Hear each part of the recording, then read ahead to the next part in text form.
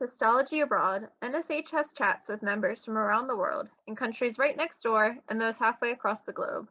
We ask them how they got into histology, the challenges and opportunities they see, and how COVID-19 has impacted them. While there are many differences, the commonalities will surprise you. In this episode, I talked to Heidi Maxwell, medical laboratory technologist and pathology assistant at Grey Bruce Health Services in Ontario, Canada. So, do you want to get started by telling us your name, where you work, your position? Just give us a little introduction.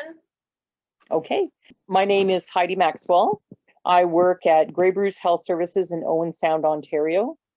I am an MLT in histology, pathology, and also a pathologist assistant. As to when did I get into histology? I got into histology after I had taken a course in medical laboratory technology in 1981. And after my clinical year, which was 1982, they offered me a job in histology. So I went to histology. It was a temporary job, and it was just supposed to last the summer. And in lasting the summer, I had already made plans to go away to visit family in Switzerland. So when they told me that I had my job the day before I left, it's like, okay, but we're not holding the job for you. So anyway, I went to Switzerland, I came back, and then I worked for a little while at a private lab doing kind of chemistry, hematology, and then they called me back the following February. So 1984 in the February, they called me back to work at Victoria Hospital in London, Ontario. And I worked in Victoria Hospital for probably, I think until we amalgamated with University Hospitals Histology in 1996, and then we would further amalgamate with St. Joseph's. So all of the laboratory services were under the lab services for all of London. And we had satellites at both the New Victoria Hospital and the St. Joseph's Hospital. So I know in Canada it's a little bit different as far as the routes that people go to get into histology. You kind of have to be a little more generalized in Canada. That's right. So you go in as biomedical science as opposed to focusing on histotechnology. It's called MedLab Technology. I have MLT certification. So it's generally an MLT, and then we have subcategories on our license, which we have to renew every year. So we have what's it's called CMLTO, which is the Ontario chapter of MLT, and they certify or license you for every year, and you have to pay dues to them. But basically, they're there to protect the public. So they require you to do quite a bit of continuing education. We're required to do 30 hours of continuing education every year to ensure that we are competent. Wow, yeah, that's a lot more than the United States 36 every 3 years. Yes, I hear that. Yes. And that kind of differs by the province, right? So Ontario is maybe different than any of the other provinces. I think so. I think it is different than a lot of the other provinces, but probably not much different. Initially, we had to have 60 hours over 2 years, and now it's 30 hours every year. And they are also having us this year for the first time for our certification, for our licensing. They're having us review our practice and find areas where we need to upgrade, and then have goals to do the upgrading, and then a date to achieve that goal. So you have to achieve goals every year for CMLT. It's getting to be too much at this point in my career.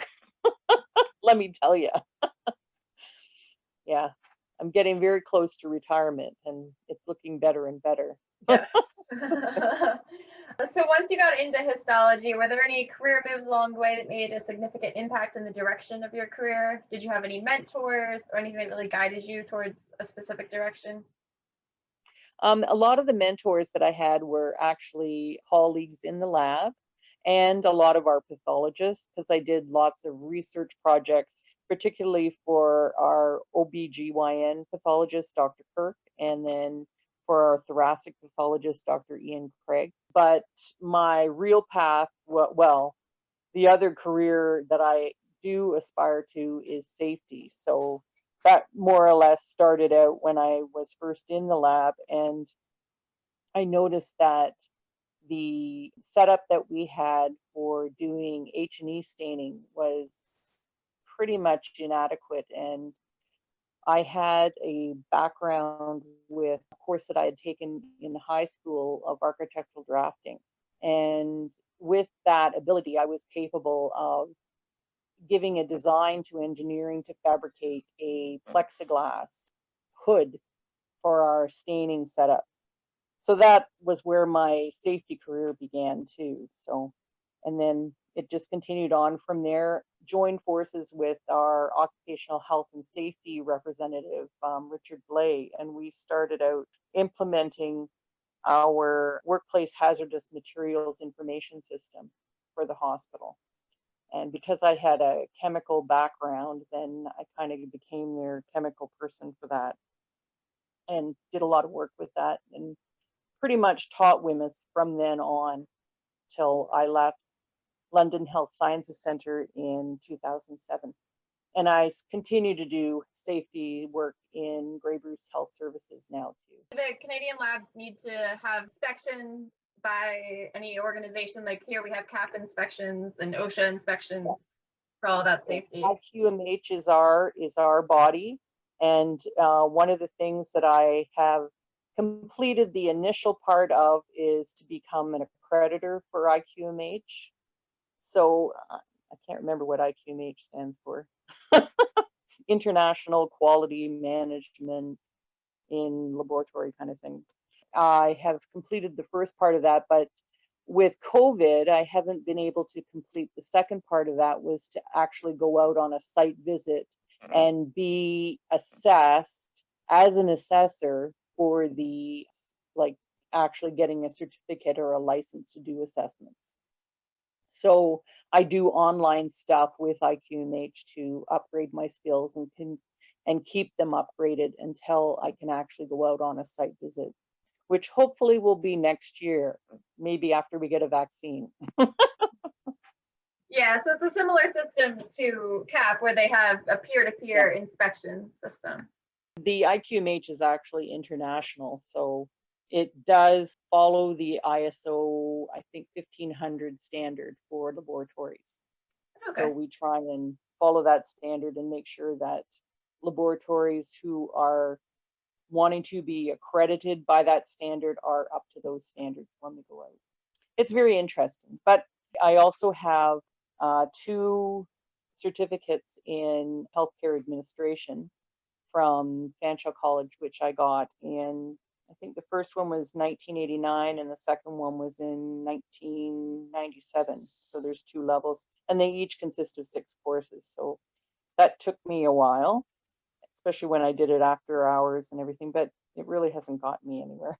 Basically, I try and help people with what I do. I have never attained any true management role in histology, though I have led a lot of my colleagues and students to higher understanding of both histology and lab safety. So I just do a lot of work. Well, you're for retirement. And yeah, just heading for retirement. Yeah, because when I first came into histology, like you were really honing your skills at cutting, because cutting is really the basic thing that MLTs do in histology. And I was capable of attaining cutting speed of probably 400 blocks in a day. And that's with doing, levels and serial sections, etc. They kind of used me as a standard in London. That was one of the objectives of our manager just before I left. And then also very much a big service for frozen sections. And in 1996, when we joined University Hospital, I also knew that they did gross pathology for their technologists. So I bugged and bothered my lab director, Bob Wallace, to allow us to do tech growths at Victoria Hospital so our skills would not be limited when we amalgamated with them. So we started doing tech growths, which is the smaller growths, and then we went on to do assisting with the pathologist when we went up to University Hospital. It's always been a very interesting experience, and that's one of the reasons why at Grey Bruce Health Services I'm also a pathologist assistant, because I do a lot of grossing. One of the grossings that we start to do up there was larger gross, and I tried to go to a lot of the NSH symposiums to learn how to do a lot of that gross, the larger gross. Although we did have CAP guidelines to help us out in a lot of those things, and we always consulted every day with the pathologist to know how to do like bowel cancers and how to do proper breast growth pathology, whether a lumpectomy or a mastectomy.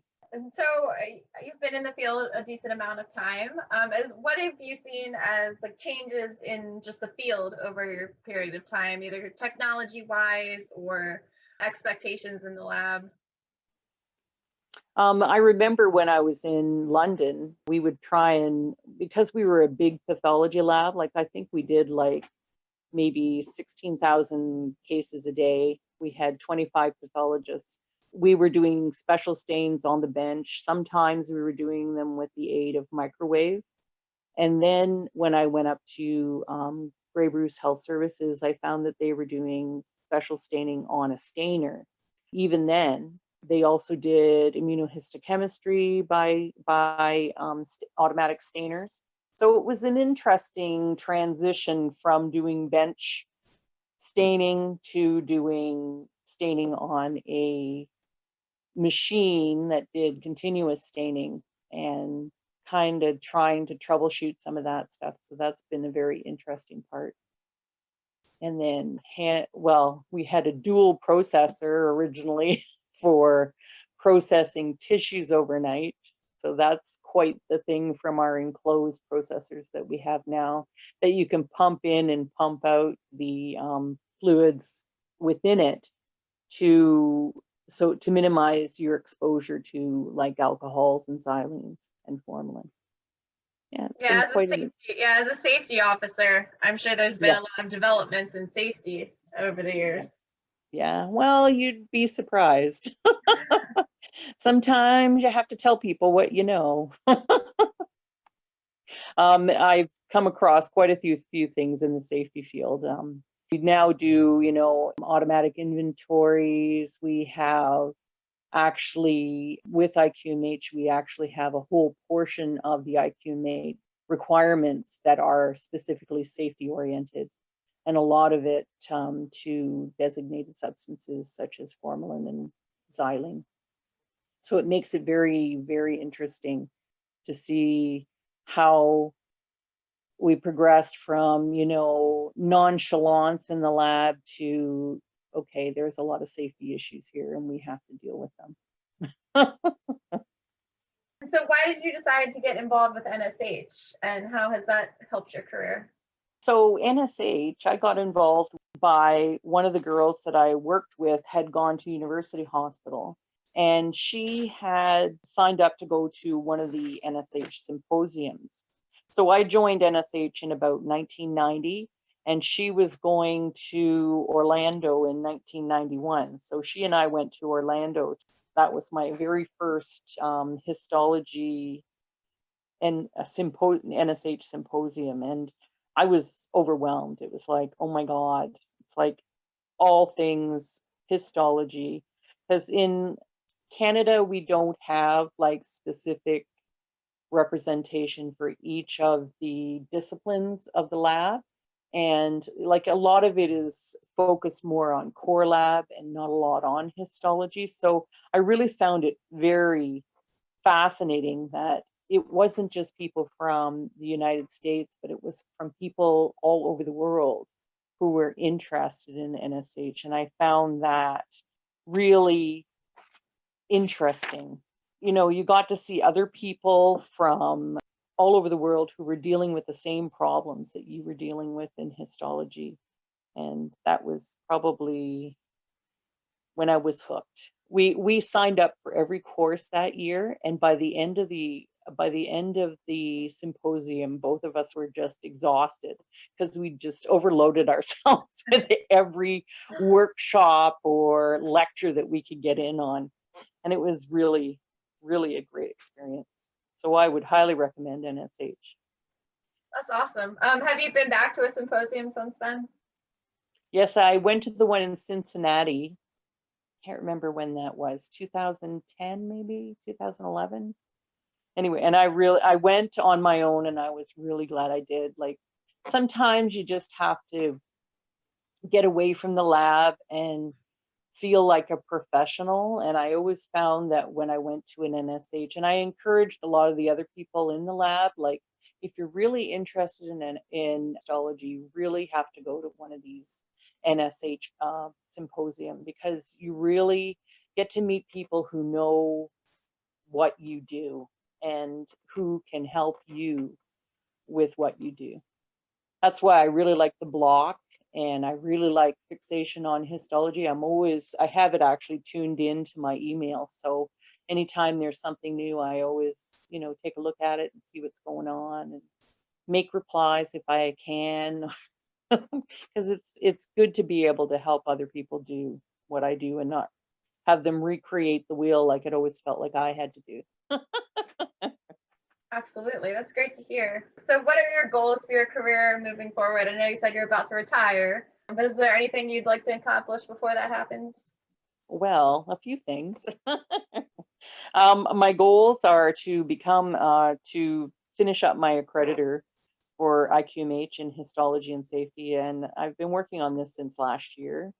As I told you, COVID kind of short-circuited that. So I'm hoping maybe next year, once we have a vaccine, that I'll be able to go out into other labs and take a look at how they do things. I always find that fascinating, being able to see how other laboratories do things differently. And then back in 1992, I started a project to do an advanced registered technologist, which they've since done away with. But anyway, it was a literary review on toxicity of formalin and xylene and its effects on workers in pathology. So I'd like to summarize these health effects and lead to better workplace controls by first presenting some information on designated substances and some of the literary review that I've been doing on some of the toxicity of formalin and xylene, and then hopefully be able to have something on designated substances and what pathology personnel need to know. Awesome. Yes. Well, if you want to publish in the Journal of Histotechnology, we're always looking for publications for that. What's one piece of advice you would have for someone who is going into histology? Always remember that there is a patient at the end of your knife, and do your best work always. All right. Well, that's all my questions for you. And thank you for being here. Is there anything else you want to add in closing? Nope, I think that's it. All right. That's my life in a nutshell.